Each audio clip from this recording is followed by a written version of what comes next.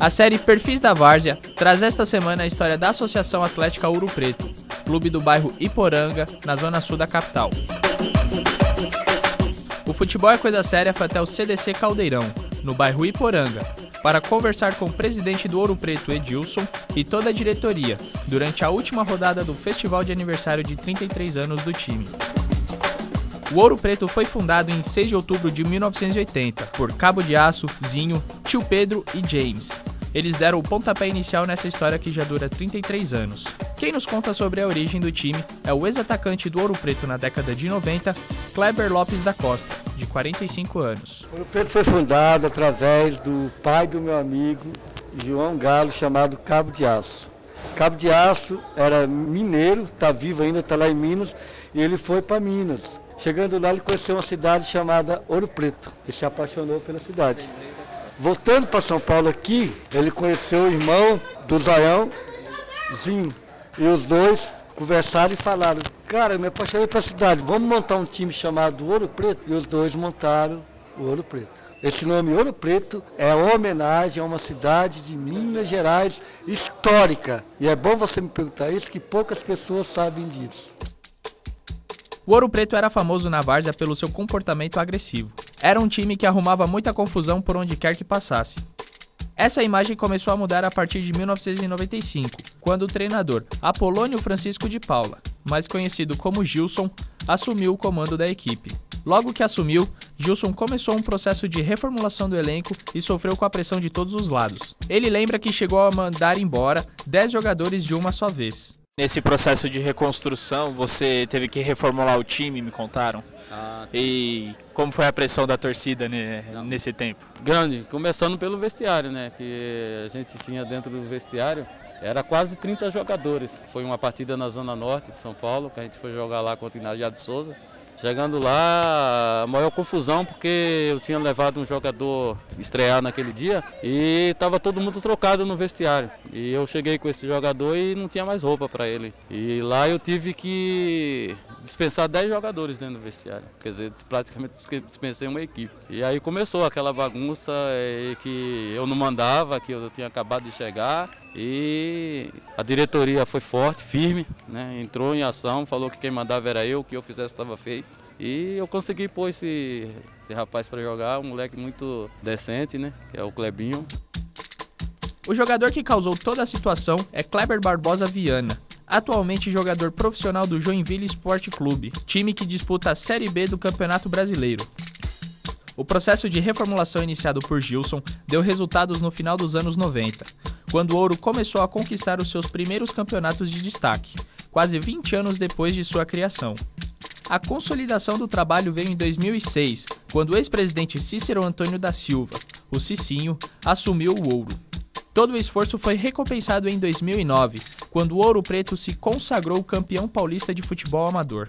A mudança de atitude, o time tem uma visão que era, olha só, foi em 2006, o primeiro campeonato que a gente entrou foi a Copa Eliana, lá no Jardim Eliana, lá no Campo do Águia. Aquele campeonato foi um campeonato que o time foi, nem o pessoal da Eliana queria, porque o time tinha uma fama de time bagunceiro, de time que arrumava confusão.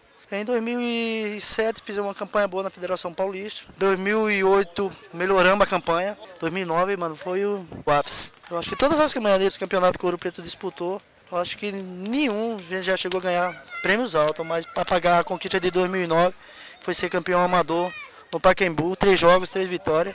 Eu acho que vai ser, não vou dizer que é impossível fazer isso de novo, mas é uma coisa que foi o ápice do Ouro Preto. O título de 2009 é o mais importante da história do Ouro Preto. Acostumado a sofrer pressão durante todo o ano, o treinador Gilson comemorou e muito aquele título. Depois da conquista, ele se vingou do presidente Cicinho. Então quer dizer que você raspou a cabeça do presidente quando vocês ganharam a Copa Federação Paulista? Raspamos. Ele foi um dos que fazia parte daquela equipe que me chamava de burro de fora, incentivava lá a torcida lá, burro, burro, burro. E quando a gente terminou que foi campeão, a gente tínhamos feito essa proposta entre nós, comissão e jogador. E os jogadores fizeram questão, quando a gente viemos para a nossa sede de ser campeão, e conseguimos colocar ele lá no meio de quase 400 pessoas, um banquinho sentado, e eu tive o prazer, a satisfação de ser o primeiro a passar a maquininha na cabeça dele e deixar careca. Quer dizer que ele era um dos corneteiros que ficava do lado de fora pressionando o treinador? Ganhando tudo, o treinador ganhando tudo para ele e ele cornetando o treinador lá fora. Esse episódio também não sai da memória do ex-presidente. Antes disso, a gente já tinha sido campeões da Leões da Zona Sul em 2008, lá na aclimação. Até falei para rapaziada, se nós conseguir ser campeão lá no Pacaembu, raspa a minha cabeça, meu. Pô, não deu outra, mano. A gente foi campeão, cheguei no barzinho ali, eu achei que os caras tinham esquecido, mano. Pô, eu fiquei parecendo o Zé Curubu. Os caras fizeram... Pô, mas feliz, não queria nem saber, pai. Foi muito bom, velho, foi muito bom. As histórias engraçadas também fazem parte do Ouro Preto. Na década de 80, eles foram jogar um amistoso em Osasco e a jornada terminou na delegacia. Quem conta essa história é Kleber, ex-atacante do Ouro Preto. A de Osasco nós fomos jogar convidado, muito longe, num campo muito bonito, gramado. Aí o Ouro Preto encheu um ônibus aqui e fomos, 2 ônibus. Aí fomos lá, chegamos lá, uma bela surpresa, um campo lindo. Aí, naquela época era segundinho e primeirinho, né, Diego? Primeirinho. Aí o segundinho entrou e nós ficamos lá fora e de repente entra o juiz, todo de bigode, fortão, bonitão, né? E o cara olhou, do Ouro Preto, olhou pro juiz e falou, ô seu juiz, você vai roubar nós hoje aqui não, né? O juiz olhando para ele falou, eu não sou ladrão não. Aí o rapaz falou assim, se o senhor roubar, o senhor vai apanhar. Era desse jeito mesmo. Era desse jeito. Aí o juiz deu um apito forte e falou, então eu vou fazer o seguinte, eu não vou começar o jogo enquanto eu não tiver uma segurança aqui.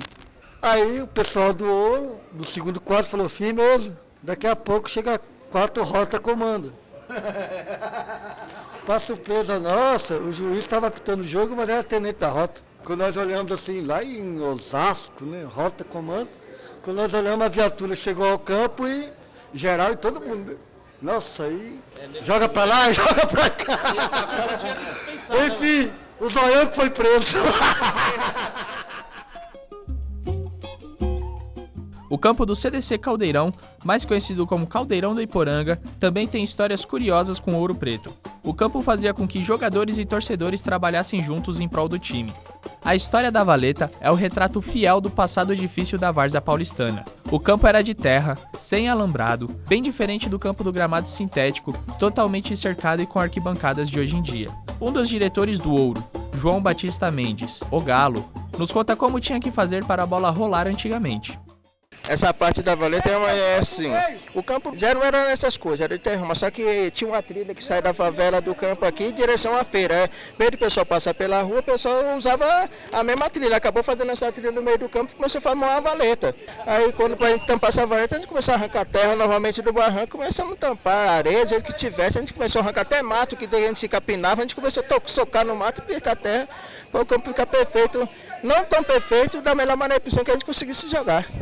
Durante o jogo entre o Clube Atlético Perus, do bairro de Perus, Zona Oeste, e o Rapa Fora, da Vila Guarani, Zona Sul, pelo festival de aniversário, o presidente do Ouro, Francisco Edilson Santos, contou como é a realidade sobre o clube da comunidade, onde fica o Caldeirão do Iporanga. Na várzea, assim, que de repente, se você olhar bem, tem a questão, outro dia até saiu numa reportagem sobre o aluguel de times nos CDCs, né? A reportagem frisava bem que os CDCs aproveitavam os times, cobravam aluguel e tal. Só pegando esse gancho, hoje em dia, se manter um CDC, como o Iporanga, não é fácil. Tem os clubes que são da casa, do campo, a maioria, alguns ajudam, você não pode ajudar. Aqui no caso do CDC Caldeirão, nenhum time paga a mensalidade, mas você tem todo mês energia vencendo, você tem conta de água para pagar, você tem um campo para fazer manutenção. De alguma forma você tem que ter renda para tocar esses trabalhos. Na primeira reportagem da série Perfis da Várzea, o presidente do Consideração Futebol e Samba, Wagner Couto, alertou sobre algumas pessoas que queriam tirar algum proveito do futebol amador. O presidente Edilson falou sobre os festivais organizados pelos campos amadores e deu a sua opinião sobre quem lucra em cima destes festivais.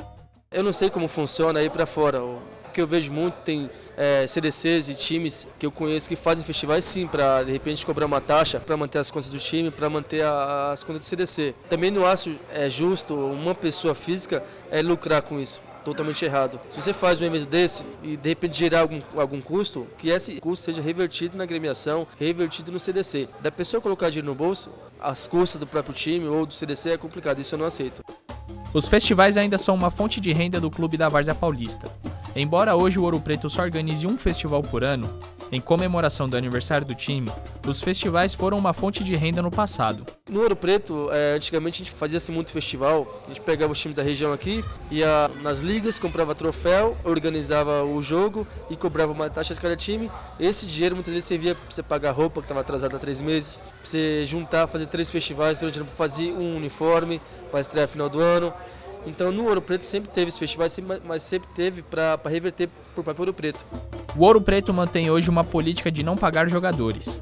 A maior dificuldade do presidente Edilson é fechar as contas. O Ouro Preto arrecada fundos através da organização de rifas, excursões, vendas de camisas e acessórios do time. A Copa Kaiser é hoje a competição amadora mais importante do país. A sua disputa gerou uma inflação no mercado da várzea. O sistema de pagamento a jogadores gerou uma crise no futebol amador paulista. Muitos jogadores passaram a defender times de outros bairros pelo dinheiro. O fim do amor à camisa, fato tão criticado no futebol profissional, chegou até os campos de várzea. O presidente Edilson nos contou a tristeza como ele encara essa nova realidade. Eu encaro com tristeza, né? Porque assim, é difícil você imaginar um time que é do bairro, um time que tem tradições, um time que tem décadas de história. Vou falar de Ouro Preto, né, que é o que eu vivo 24 horas por dia, de segunda a segunda. Eu não consigo imaginar o Ouro Preto sem jogadores da minha comunidade. O que move meu time é o que é a comunidade. E como é que minha comunidade vai torcer para o meu time sendo que não tem representantes dela no time? É difícil. E o Ouro Preto hoje em dia, com o elenco, esse ano 2013, com o elenco de 20 jogadores, 18 são do Iporanga, um nível bom. 2 apenas são de fora, assim, bairros próximos, como aqui no Grajaú. E eu não me vejo daqui a um tempo defendendo as cores do Ouro Preto sem ter um representante meu, que de repente mora no meu bairro. Andando pelo bairro do Iporanga, 10 em cada 10 torcedores elegem a final do Campeonato Paulista Amador como o jogo inesquecível do Ouro Preto. A final disputada no Estádio Municipal Paulo Machado de Carvalho em 2009 é o maior orgulho do time da Zona Sul da capital.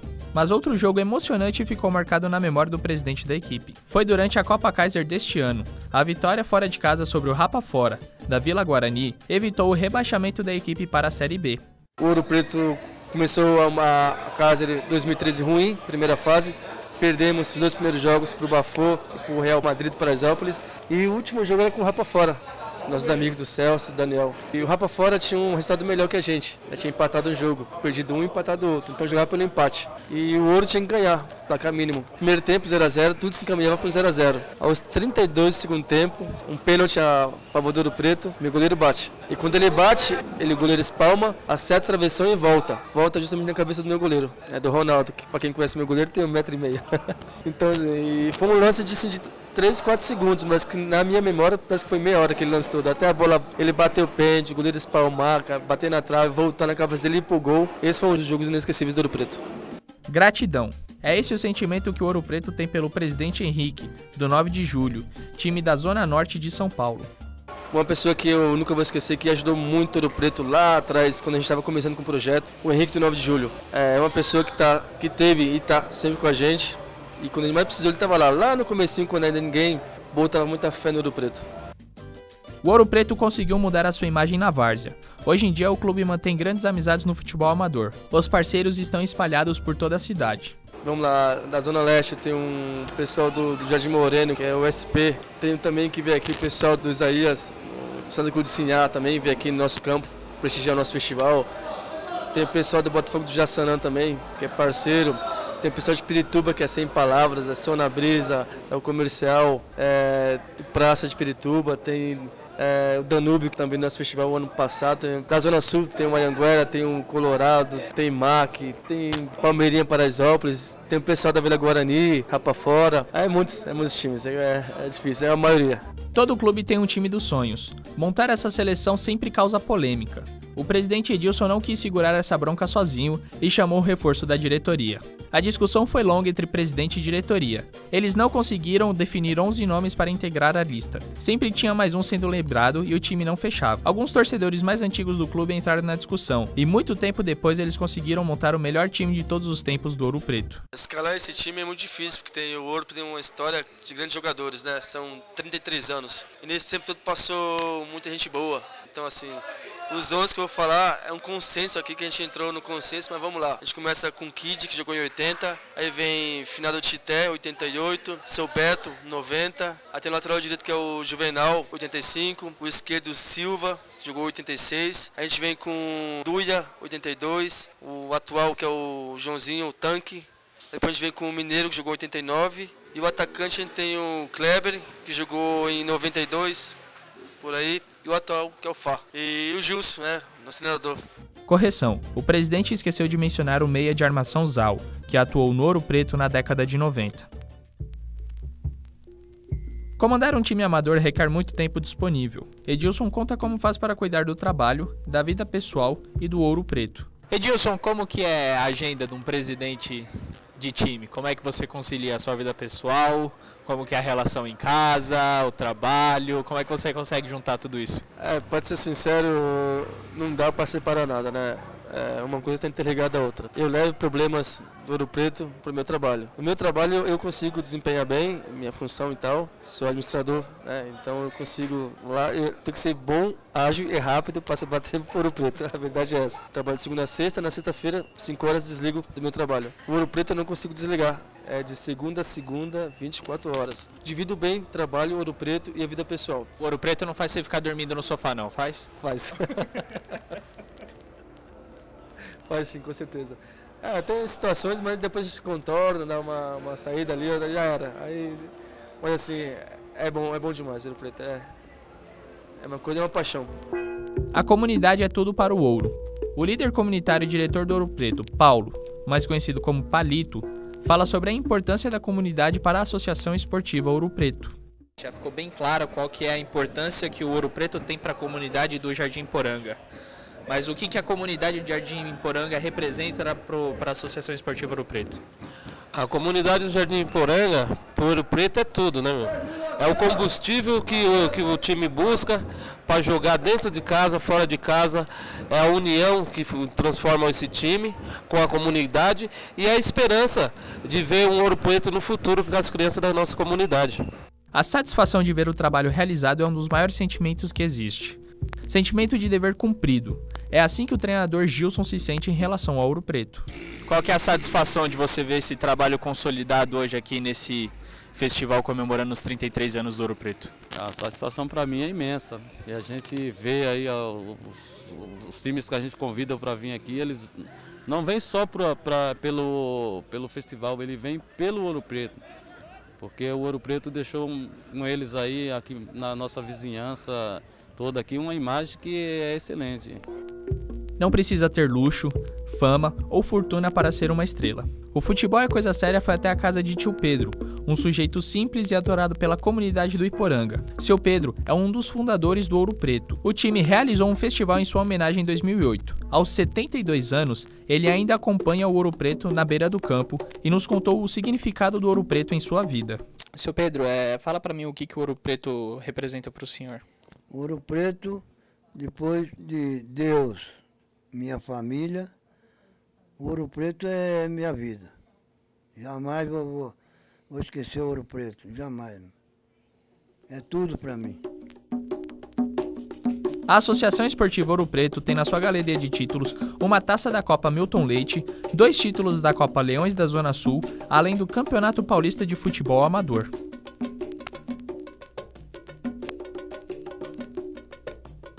De São Paulo, Lucas Ribeiro.